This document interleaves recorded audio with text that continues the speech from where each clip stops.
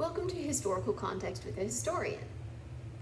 This video, we are, as you might surmise, talking about tin-gallon hats. Specifically, what in the world is a tin-gallon hat? In this book, The Happy Hollisters of Mystery Mountain, there are a lot of references to tin-gallon hats. Specifically, Mesquite Mike is often portrayed as wearing one. And it's kind of a weird term if you think about it. After all, the idea of a hat being able to hold 10 gallons of water, what does that even? Clearly that's weird. Where does the term 10-gallon hat actually come from? What does it mean? Well, for what it means one of these. It means a cowboy hat. Very much beloved still today. Particularly by Texans, but really by anybody. They're very, very popular. The most prominent, I guess, manufacturer of this kind of hat is the J.B. Stetson Company. In fact, a Stetson is sort of a synonym for a cowboy hat. Stetson more or less invented them or started to develop them in the mid-1800s. For both for people who had outdoor professions like cowboys, but also for gold miners going to California for the gold rush. And so this type of hat has been around a long time. It's still very popular today. You can get very, very luxurious ones made out of beautiful fur felts. And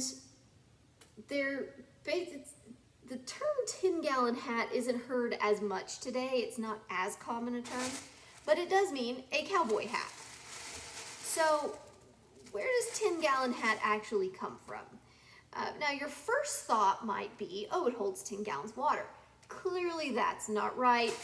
No hat like this has ever been made that big. It would be a ridiculously and indeed hilariously big hat. So it's not that. So where does the term actually come from? The fact is we don't really know for sure. We don't really know exactly where the term 10-gallon hat came from. It's possible that it came from Spanish. And this is something that is very, very common in any term that sort of has to do with cowboys, because Spanish-speaking countries sort of invented the cowboy as a profession. And so you have, for example, the Mexican vaquero. You have even the Argentinian gaucho. And so a lot of the techniques, a lot of the gear was imported into America, particularly into Texas, but into basically the American Southwest, from Mexico. And so a lot of the terminology was originally Spanish, and it sort of turned into English without really being translated. So for example, the word ranch comes from the Spanish rancho. And this happened a lot. The word corral, the word rodeo, the word lariat, these are originally from Spanish words. We even see it in sort of slang terms, like the word vamoose. Comes from the Spanish word vamos, which means let's go or we go. So it's very plausible that the term 10-gallon hat came from some sort of mistranslation or misunderstanding of something that was originally in Spanish. And one possibility is that it was originally the term tan galante, which means so gallant. The term 10-gallon hat sort of implies kind of a fancier hat. And so it may be that, we're talking about very posh, very gallant cowboys.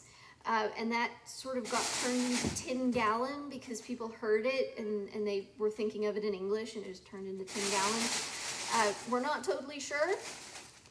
Another possibility is that it came from the word galloon, which is a type of decorative braid trim. And so if you had a hat that had a tin galloon trim, It would be a very wide trim. It would be pretty elaborate. So again, you're talking about a pretty posh hat. And so it may have come from that. It may have come from something we're not totally sure of. But it does appear that the term 10-gallon hat came from some sort of misunderstanding, some sort of mishearing, maybe a mistranslation of something used to describe a fancier type of hat. Whether it's the tin braid trim that turned into 10-gallon, 10-gallon, or whether it was Spanish, the tan galante, or something else from Spanish. We don't really know for sure. We do know that the term 10-gallon hat started to be used in the earlier part of the 20th century. It refers to a cowboy hat. And so it is not about how much water you can carry in one. Because there has never been a hat that you could hold 10 gallons of water in. That would be ridiculous. It'd be something to see, for sure. But where the term 10-gallon hat came from, we're not completely sure. But we do know that it refers to a cowboy hat. And probably a cowboy hat of some degree of fanciness. Probably not the cheapest possible cowboy hat, probably a little nicer one. And so now when you hear in the book a reference to a 10-gallon hat, now you know what they're talking about.